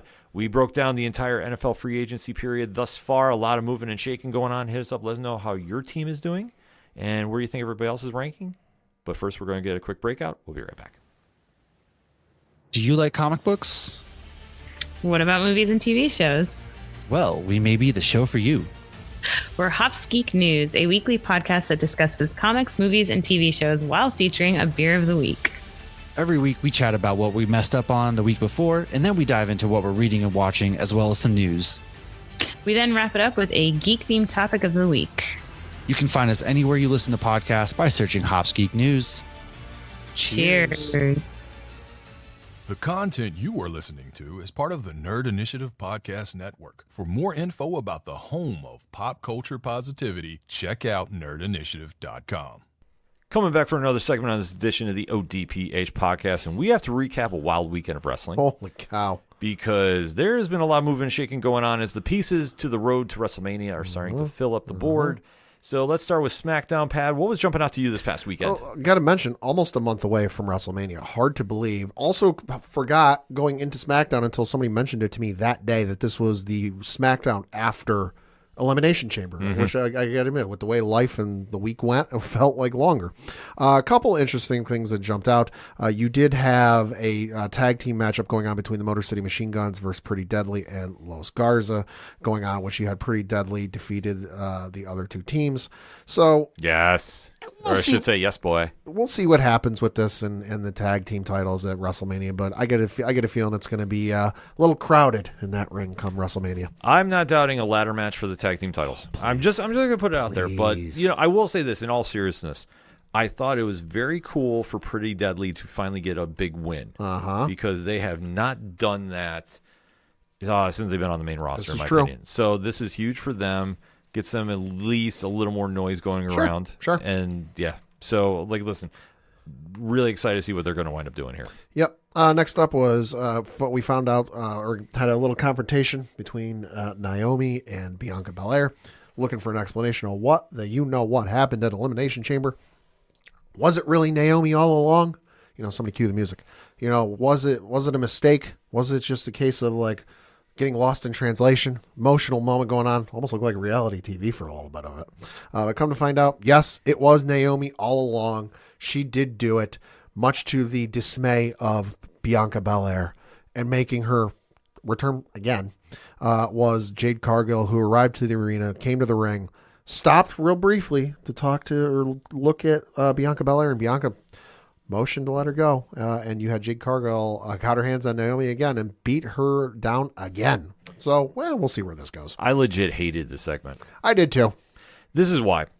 I think doing this all and throwing it on Naomi, who, listen, I'm not mad at her performance about this. Mm-hmm. She did what she was supposed to do in this role. Mm-hmm. I don't like the fact that we literally borrowed the whole Rock Rikishi Stone Cold angle to do it again here. Yeah. I think this would have made a lot more sense to have truly been Bianca Belair. Yep. Because I think now you've had Jade literally come in there and beat the snot out of Naomi twice. Yep. In less than a week. In less than a week. Less than a week. So you can't do a match between them, in my opinion. Yeah. So you have to move somebody to the different brand and have them start over. Yeah. So I think you're either going to move Bianca, which then but that's a maybe at best. But even though she's now contending for the Raw title, which I would not doubt the Street Profits go to Raw too. Could be. You do that, and then that makes sense to at least separate them. But then, and you have Jade go there too. Sure. But you've now just killed any kind of feud you were going to build for Mania. Yep. Had you teased this along and had Naomi keep denying it, and then have that just set up a triple threat between the three of them at Mania, I think that would have worked better to get the storyline. Even just having little backstage things of like Aldis updating, Bianca and Naomi on the investigation. Yeah. Going on to what was going on. Like, oh, you know what? We looked at some footage. There might be something there. We sent it to a team of, investigators. Like something to just like string it along. Like, hey, we're actually doing something with this other than just, hey, she showed up and she did it. Yeah. You did have a match between Braun Strowman and Solo Sikoa, which ended in a Strowman win by DQ. It was a good match, but where the hell they're going to go with this, I don't know. It's kind of where they're at with Solo Sikoa right now. Is now that he's not contending with Roman for the tribal chief and the bloodline thing, it's kind of like they don't know what to do with him. I think they're doing a slow build up for him and Jacob at Mania. Could be. I think that's the only way you can go. Otherwise, I don't know where you go with him. To be honest with you. Yeah, and then you had a match between Chelsea Green and Mi Chin, which was a street fight. Good street fight. Love this. Great match between the two. Good Lord. Although, was a surprise return. Isla Dawn coming to Chelsea Green's defense, looking like she's joining the I forget what Chelsea Green's got a name for it, but it's her Secret Service. Yeah, Slagent A, I believe, is now the name. Something like that. But you know what? I'm all right with I'm all right with this because I know this was originally rumored to be Blair Davenport's spot. Yeah. So if you're going to make the roster move there, this is a great spot for Alba to go into. Yeah. Really excited what they do. And like Chelsea as U.S. champ is working. Yeah, I'm all right with it. Long may she reign. Yeah, absolutely. And then your main event of the night was for the U.S. Championship with Shinsuke Nakamura defending his belt against L.A. Knight. Yeah. And emerging victorious, your new United States champion, L.A. Knight. And before we get into the breakdown of the match, obviously I want to send some condolences out to Shinsuke. I know that he posted on social media that he lost someone who was kind as an older brother and taught him so many things. So yeah, Usamu Nishimura. So obviously our condolences out from us to him and right now and any of his family and friends.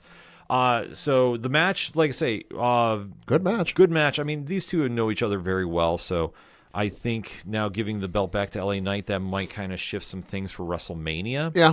I don't exactly know what they want to do there per se with him as U.S. champ as far as a program. Mm-hmm. I could see this almost being a situation where they might have a scramble match or something to just kind of get some eyes on the belt.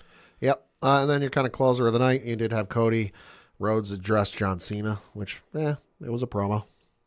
Yeah, I mean, this whole thing was Cody doing Cody things. Yeah. And obviously the only thing I got out of Cody, he had a wicked shiner. Yeah, there's a receipt from Travis Scott that he's still wearing. And I know that has been making some rounds on social media whether he did or didn't actually bust his eardrum. Listen, I'm just going to say wrestling has a way of working karma out. There's only a few people who know. They're all related to Cody. Yeah. So and WWE. So we'll just kind of leave it at that, but I think he needed to kind of tease a little bit now going overseas. Yeah. We do know that the next Monday Night Raw that's going to be over in Germany, I believe. Yes. That's going to be the first time that John Cena and Cody Rhodes have been under the same roof since Elimination Chamber, so expecting some fireworks there. If you watch SmackDown on Netflix, that will be airing at a different time than it normally does, so check your listings when it's going to be airing. If you're here stateside and it's still on USA Network, well, same time, same place. Yeah. So speaking of Monday Night Raw, we do have to recap a very, very loud one from Madison Square Garden this past Monday night. First time in, what, like 10 years? They've been in the I was Garden? going to say it's been a hot minute since they've been there. I believe it was the 15th time. Something like that, They've been at the world's most famous arena, and there's a lot to talk about there. Yeah, opened with a match between Jey Uso and Grayson Waller because reasons? Why would you not? I mean, solid match. It keeps Jay in front of that crowd. Obviously, your most over superstar in the brand now. That shot of Jay entering MSG with the whole crowd yeeting. Oh, my God. Yeah, I mean, that's why. Holy cow. It makes a lot of sense. So there is some momentum getting carried into WrestleMania. Gunther jumped him after the match. Which, okay. Yeah, so Makes sense. we'll have to see how this all plays out. Logan Paul called out AJ Styles and got comedian Andrew Schulz involved partway through. Yeah, this was funny. It was amusing. This was rather amusing because, and no, I'm going to say right now, this was not in response to AEW showing a lot of comedians on their card, which was out in LA this past weekend. If you want to find a recap of that, obviously Wrestling Night Live has got you covered. Rich and Sammy broke it down for you, so go check that out on Nerd Initiative YouTube. But I know that there's some online talk like, oh, WWE is just featuring celebrities because they're no. WWE is now really crossing over with pop culture entities. So, and Andrew Schultz is a very big comedian right now. Just had a comedy special come out. On Netflix. So there is that synergy there. So you expect it. And Schultz played right into it. Schultz is a big wrestling fan, so it worked out wonders. Logan Paul brought him into the ring. Thought we were going to see some business. AJ Styles came down. So now it appears we're going to have AJ Styles versus Logan Paul at Mania. I'm all right with that. And in case you're Perfectly curious, fine with that. In case you're curious or you need some new merch, WWE is selling I Hate Logan Paul shirts. Yeah, which he ripped off of a fan. Yeah, and it comes in black with gold and red lettering, or white with black and red lettering. Yeah, no, smart. Yeah. I mean, listen, love him or hate him. Yeah, he knows the business side of things. Yeah, and he is going to do business with WWE. Yeah, he can do it in the ring too. He's still growing in that role, but listen, this is a big money match, and I'm excited for it. Also, who's the one dude from Atlanta, the basketball team, the Hawks? Oh, Trae Young. Trae Young, thank you. Got a response similar to Trae Young did when he showed up on SmackDown. In New York. Yeah. Good Lord. Well, the Garden is the Garden. There's certain... Listen, you mention anything about the sports teams, it's going to go off. Yeah. Just saying. That's true. Then you had a tornado tag team match between Rey Mysterio and Dragon Lee against The New Day. Yes. I mean, this was a match. This was a match, but I think what stole everybody was... Did we see the return of Chad Gable? ? I'm hoping it's not. I hope they play that up. Because this was utterly hilarious. I agree with you because towards the end of the match, a masked individual, luchador, got involved with LWO, and it looked like Chad Gable, about the same size. He even did, the old thank you pose, but he didn't say thank you. He said gracias. Yeah. And then got asked about it backstage and was like, no, that wasn't me. Yeah. And so Kathy Kelly was like, you mean the person who was wearing the same clothes as you, the same height as you, wasn't you out at the ring? Yeah, no, wasn't me. Yeah, played it off very well. So waiting to see what happens here. So I don't want to jinx anything, but listen, Chad Gable is money. I would love to see him get an Intercontinental title run. Yeah. I think he's long overdue. Yeah. Then you had the Cody Rhodes promo because reasons, and again, much like his SmackDown one, he was there. He said some things. Not quite sure where the hell he's going with it, but hey. Well, he has a very unfortunate role right now. Because his opponent for WrestleMania is not going to be on every show. Yeah. Neither is that gentleman's faction, whatever it's going to be called. So if you want to hype up the main event for the biggest show of the year, somebody's got to be on TV, somebody's got to be in front of the people, and somebody's got to talk. Yeah. So, I mean, I'm expecting a lot more of these promos. Would I love to see maybe like a Travis Scott appearance? Sure. Yeah, that would make sense. Or a video package from The Rock. Like, you have to do something. Or they have to put a third member in there like they talked about and have that be somebody on the active roster. Right. Me personally, and granted, I'm wishing this, even though this is a long shot. Right. I'd love it for it to be Karrion Kross. Ooh. I'm all right Nobody would see that coming. I'm all right with that. But you put him in that role, you can be on TV, and you just run with it. So People picked up on Karrion Kross's gimmick, and it's now showing on his merch. And it should, and we need to get him in the ring. Yeah, So I agree. make sure we start putting that in hashtags. We need to see Karrion Kross wrestle. There was a backstage segment with the Judgment Day talking about how Finn Balor's now got a Intercontinental title match against Braun Breaker, that was given to him or set up for him by Dominic Mysterio. Wanted to point out, you might have missed it, Dom threw Liv a little bit of a look about once he mentioned he got the title match. So they might be selling him up river. We'll see. We'll have to see. I mean, they've been talking about breaking up the Judgment Day for quite some time. Yeah. There's also that rumor they're going to be adding a member, possibly Aleister Black, back on the main roster. I don't know. We'll have to wait to see. But Yeah. they're teasing a lot of things for Judgment Day, so I'm expecting Mania will have a payoff one way or another. Yeah. Then you had a number one contenders match for the Women's Intercontinental Championship between Bayley and Raquel Rodriguez. And with a lot of shenanigans ensuing, Bayley actually emerged victorious, becoming the Raquel. That was right. Raquel defeated Bayley to become the number one contender for the Women's Intercontinental title. Not mad about this at all. I think it's a great move for Raquel. I think it helps Lyra. Yeah. They need to do something with her. They have to start building her into a program because I think, unfortunately, her title run has been very forgettable thus far. Yeah, which is nothing. It's not on her, but it's not her fault. They need to get her in front of the TV. They need to get the crowd behind her. Yeah. Or they're going to have to make a pivot and get the belt on somebody else and have her chase because I think the money is there with her because I think she still has to get herself over as a babyface. Right. So we'll have to kind of see. Then Michael Cole interviewed Io Sky. Oh, love this. Oh, this was great. The new women's world champion, had an interview and quickly interrupted by Bianca Belair. Or Cole brought her out and had, of course, Bianca Belair challenging Io Sky for the title at WrestleMania 41, but not far behind Rhea Ripley. And, of course, Bianca and Rhea started jawing at each other. Io tried to insert herself. Rhea shoved her away. And then a little bit more talking, and then Io came back in. Bianca shoved her away. At that point, Io had enough and slapped the shit out of the both of them. Mm-hmm. So, well, there's your triple threat. Works. Yeah. Everything about this worked. So, and this was great for Io to fight back. Yeah. Because I was getting worried for a second that she was going to get lost in the shuffle. Yeah. No, she made herself stand out. And Yeah. in fact, I would not doubt her retaining I could see it. at Mania, so we'll have to see. Then your main event was the steel cage match between Seth freaking Rollins and CM Punk. I almost mixed those two names up. Good Lord, that would have been funny. But emerging victorious through a little bit of controversial fashion. Seth Rollins defeated CM Punk. This one was all sorts of wild. And I knew once Punk hit like the third GTS that I'm like, all right, we're getting some shenanigans at the end of this one. Just how's this one going to go? And at one point towards the end of the match, the camera shot got real tight on whoever. I forget whose face it was. And the crowd started going nuts. I'm like, uh-oh, who's running in? And they were really going nuts. I'm like, somebody's running in, and I don't know who the hell it is. We found out who it was very quickly because Rollins was kind of slumped over towards the door of the steel cage, catching his breath. Clearly didn't want to go out the easy way, wanted to beat him clean in the ring. Roman Reigns, the OTC, your tribal chief, my tribal chief, came in, pulled him out of the ring, and started beating the holy hell out of him.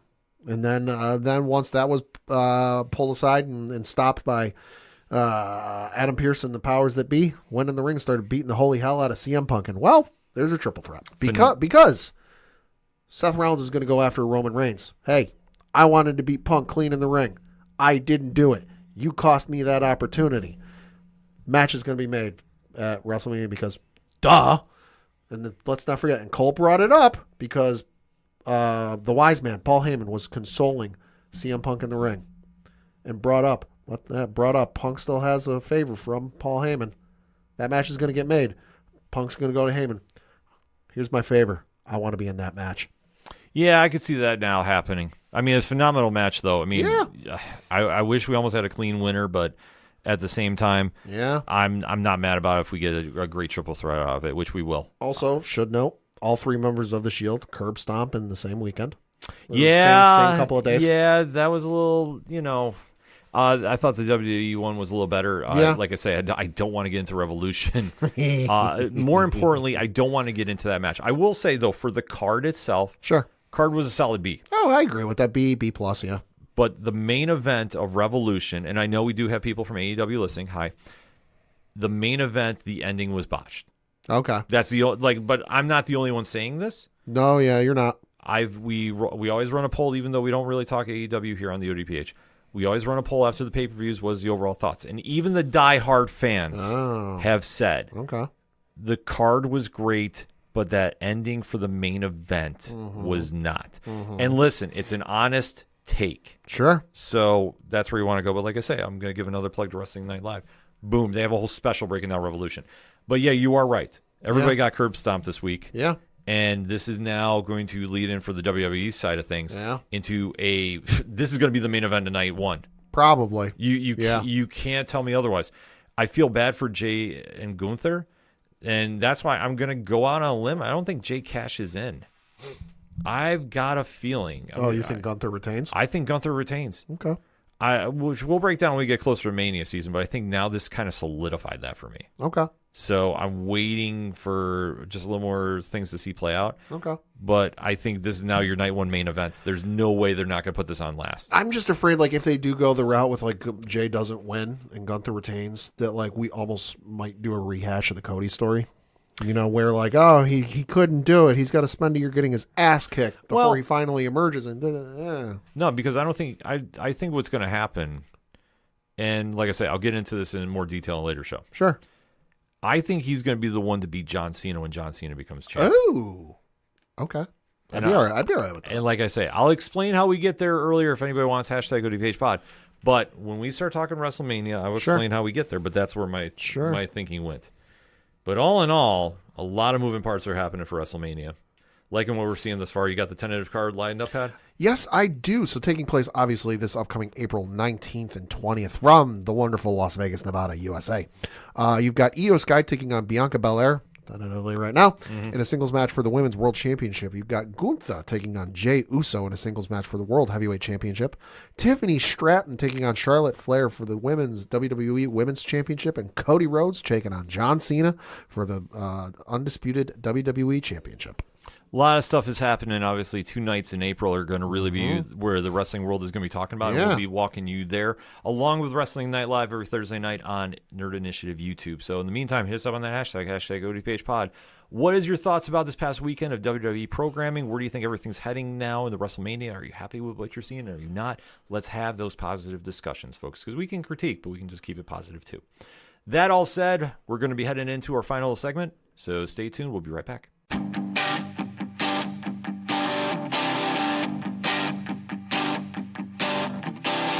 This is Tom from Tom Joe Lou, This is Matt from Sideroom Sounds. and you're listening to ODPH Podcast. Wanna go where no one knows my name, to the desert, the oceans, or the plains. 'Cause I wanna go. Coming back for the final segment on this edition of the ODPH Sports Edition. Pad, what you got? Got a couple things to talk about, first of which is the local minute, and got to talk a little bit of Binghamton Rumble Ponies news because, well, they made some noise online yesterday because they announced a quote-unquote rebrand for a couple of games this upcoming August where they will be playing as the Southern Tier Spicy Meatballs with a logo that is freaking phenomenal. That's so minor league baseball. It's not even funny. So, reading from the article on their own website, it says Binghamton's newest name is inspired by the rich Italian heritage found not only in Binghamton but throughout the Southern Tier region, specifically Endicott, New York. In the early days of Endicott, New York, an area known as the North Side was huge with Italian roots. Many of the Italian immigrants moving to the region worked at the Endicott Johnson Shoe Company, Incorporated. However, many local property owners would not sell land to Italian immigrants, so Endicott Johnson purchased properties for their employees, and along the cobblestone streets of Endicott grew the vibrant community of Little Italy with fantastic food destinations. Some of those restaurants remain to this day on Oak Hill Avenue. The alternate brand is accompanied by a new uniform the team will wear on the field Thursday, August 14th through Saturday, August 16th. The official uniform features the traditional Italian colors of white, red, and green, while incorporating two distinct logos representative of the Italian dish of spaghetti and meatballs. Logo looks awesome. Super excited because I legit want a hat of this. So that should be awesome. They will be giving out, so the article does go on to say, the series is presented by Mirabito Energy Products and coincides with the St. Mary's Bazaar taking place around the corner from the ballpark. While more details on the festivities will be released in the coming months, the first 1,000 fans, so speaking from experience, get there early, will 1,000 fans through the gates on Saturday, August 16th will receive a replica jersey. Like I said, get there early. But if you do want to purchase a jersey, hat, or anything with this, they do have a link on their website to purchase those products. Now, speaking of the Rumble Ponies, the season does kick off very soon. They open on the road playing New Hampshire on Friday, April 4th. Home series and home season starts on Tuesday, April the 8th, where they play the Hartford Yard Goats. So for more information, tickets, all that good stuff, bingrp.com. Then we got to look at the Binghamton Black Bears and how they did this last week. I don't think I need to run through the standings because, hey, they still have a playoff spot. Hey, they're still in first place. Yeah, I was going to say. First place by a lot. Their games they had this past week, though, Friday, March 7th, where they were playing the Blue Ridge Bobcats. They won that game by the final score of 7-3. Lost on Saturday, though, by the final score of 5-2. And then won on Sunday by the final score of 4-1. All those games, as I mentioned, against the Blue Ridge Bobcats. A couple games coming up this weekend. Both of them are home games. The first of which is Friday, March 14th, 7 o'clock Eastern. They are playing the Danbury Hat Tricks. Then Saturday, March 15th, 7 o'clock Eastern, they're playing the Carolina Thunderbirds. So for more tickets, information, all that good stuff, BinghamtonBlackBears.com. Then we got to talk a little bit of baseball because, hey, baseball season's almost here. We'll talk about the good first before we get to the bad. The LA Dodgers did give a contract extension to manager Dave Roberts for 4 years, which, hey, he's earned it. Say what you will about the team. He's a good manager. So that makes sense. It'll pay him $32.4 million, so an average of $8.1 million a year. So, hey, good for him. Then we got to get to the bad, although I think if you're a Yankee fan, you saw this coming, and that is Yankees ace Garrett Cole is scheduled to have Tommy John surgery and will miss the entire 2025 season. And as Tommy John surgeries typically go, part of next year, too, because it's a year for the surgery and then at least 6 months before you're back to where you should be. So he's out all of this year, part of next year, but hopefully he bounces back better than he was before. See, my problem with this is, obviously, speedy and healthy recovery wishes. Sure. First and foremost. We knew last season he was having arm issues. Same series, from the article on ESPN.com. Same series of stressful events a year ago with pain in his mid-March tests and opinions from doctors. Yeah. So same. So we knew there's been some problems there, and he worked through it last season. Granted, got to the World Series, sure. If it was still aggravated, yep, and still a problem, why did you not go the first day after the season was a wrap? Would have made more sense. Because now you're really putting a lot of pressure on Fried and the rest of the squad to pick up some slack. Yep. I am not counting them out for dead. No. But I'm just saying. It don't help. The Yankees are not going to exactly be etched into the World Series in April. We'll just put it out that way. Right. They're going to need to scrap. Can they scrap? They have enough talent to do. I think if they get Arenado from St. Louis, which is now heating up even more, they're going to need to make some moves happen. There's a couple free agent starting pitchers if they want to go for them. Yeah. I think they might hold pat and see what they got, and if they need to get something by the deadline. Well, I think they should just start taking a look what they got in AAA and say, hey, listen, we have to Band-Aid this up unless we're so far gone. Yeah. If we're so far gone, see what we got and see what moves we can make. Yeah. That's all you got to do. Pretty much. But disappointing nevertheless. Oh, yeah. Yeah.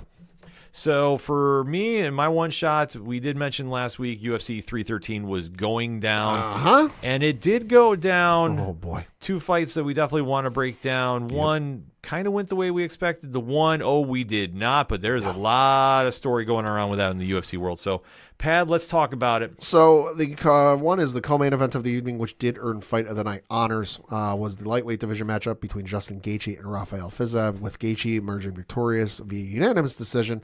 All 3 judges scoring the contest 29-28.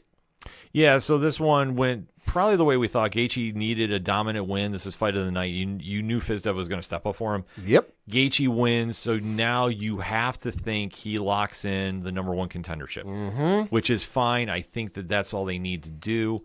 I'm not mad about this at all. I think it's smart for the UFC to book this with Makhachev. Yeah. Because you're going to need to get some box office there. And I think for Gaethje, listen, the window is running out to be fighting for titles. Yep. And listen, I'm not saying he's done, but just there's a lot of tread on that tires. Yes. And he goes into battles. So if you're going to make him the number one contender, like that's the way to do it. I don't know if they would try doing some leapfrogging because we know that obviously with the featherweight champion Tupria's coming up. Yeah. I don't know if they want to go that route, but I have to think about this I think you make this fight with Makhachev and Gaethje. I think that's the solid money fight. Make Tupria fight somebody else that's right below there. Right. Because I think that would make a lot more sense. But like I say, this is the deepest division in all of MMA. So wherever route they want to go is good. As for Fizdev, I mean, listen, he's got some possibilities too. I mean, for being in the rankings, a little lower on the spots. But I think this is a good showing for him that he could hang with a Gaethje. So I think you got to give him a high-profile fight next time. Yeah. And then the one everyone's talking about was the main event of the evening for the light heavyweight championship with Alex Pereira defending his belt against Magomed Ankalaev, emerging victorious via quote-unquote unanimous decision. Two judges scoring the contest 48-47. The third judge scoring the contest 49-46. Your winner and new UFC light heavyweight champion, Magomed Ankalaev. So this fight, I think Pereira got robbed. Not going to lie. He stopped 11 takedowns. Yes. So according to UFC.com, 12. Okay, so he stopped 12 takedowns. How many were successful for Magdov? Just give me 1 second. Successful takedowns for Ankalaev? None. Yeah, so you stop he was 0 for 12. You stop him at every takedown. You go the strike comparison. Total strikes in favor of Ankalaev, 127 to 97 for total strikes. Significant strikes still in Ankalaev's favor, 94 to 76. Okay, so you could make the argument there. Sure. But I would say this. I think for the rounds, I think Pereira came out hot, got a little, I don't want to say gassed because I don't think that's the right frame, but I think, though, he was starting to have some problems in the second and third. And then however you want to go with the fifth round. But I think he was robbed. I think he had this fight locked up. The fact you stopped those takedowns, I mean, the strikes you can kind of go base back and forth. Sure. So now with this loss, the big question is, where do you go with Pereira from here? Because he's essentially cleaned out that 205 division. There's only one other weight class he can go to. And now he's in this weird spot where the only move he has left is heavyweight, unless you run this back. I mean, which I wouldn't be opposed to. I'm not opposed to it either, but I think some of the luster is gone. Sure. I mean, granted, has he lost before? Yes, he lost to Adesanya. But they've had a long history of fights down there at 185, and then he went to 205 and was dominant here. Sure, he gets stopped by Magnov, but now it's either you run it back, which I don't know if I want to see. Yeah, I mean, I can understand it, but at the same token, I'm like, eh.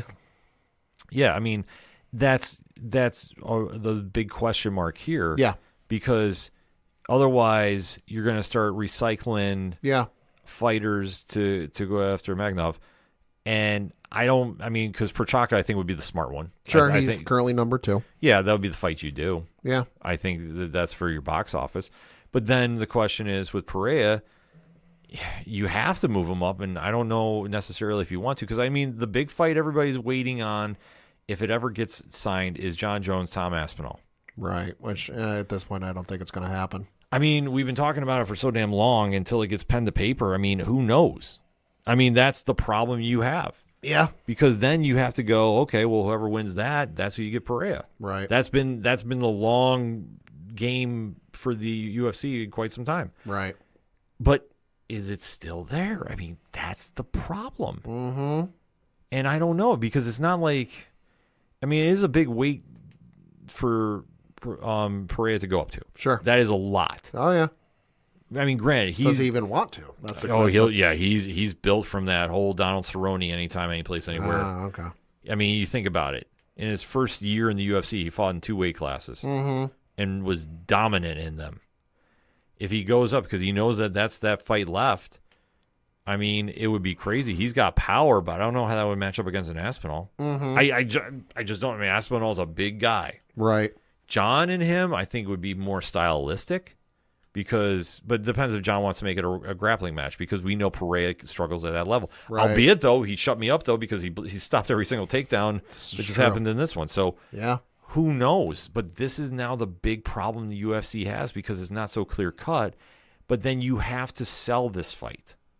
And that's the argument, because either you finally get Jones and Aspinall, which makes all the sense in the world. That's the fight they should have been trying to get done for quite some time. I'm sure they are, but reasons have prevented it. Yeah. But then you make Pereira wait. Is that smart with one of your biggest stars? I don't know. I mean, that's the problem you have. So I don't know if it's a clear-cut answer. I really don't, because I'll already tell you right now, there's not exactly a sizzle fight at 205 for him right now. Right. So wait and see. Hit us up on that hashtag. Let us know. I mean, we'll kind of have to wait to see how it shapes up. Yeah, we do have NFL breaking news. According to Adam Schefter, 5-time Pro Bowl wide receiver DeAndre Hopkins reached an agreement today on a 1-year, $5 million deal. Could get up to $6 million deals with Baltimore. Good landing spot. Yeah. Good landing spot for him. Baby. Yeah, we'll have to see. Ty Johnson breaking 2, re-signed with the Bills. Hey, there you go. So, I mean, moves are happening, folks. It's a good time to be into sports. That is why we're talking about all of them. Even some stories in the NBA and NHL are starting to pick up some steam. So we'll definitely be covering them as the weeks are going on here. But what a time to be in sports, APAD. Yeah, it's a great time. Yep. So that all being said, for anything and everything that is the ODPH, you can find it at odphpodcast.com. That's it for this week in sports. So for the one and only Padawan J. Fuck the Astros. I'm your host, Ken. Thank you as always for listening to the ODPH podcast. See you next time.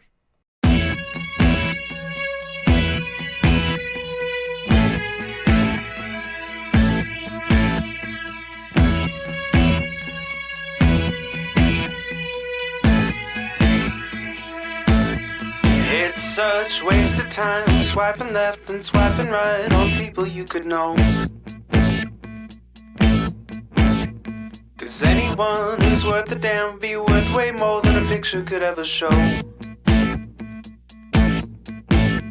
You could find the right light, find the right angle, and never find your soul. And it can feel like a losing battle, and this plot is full of holes.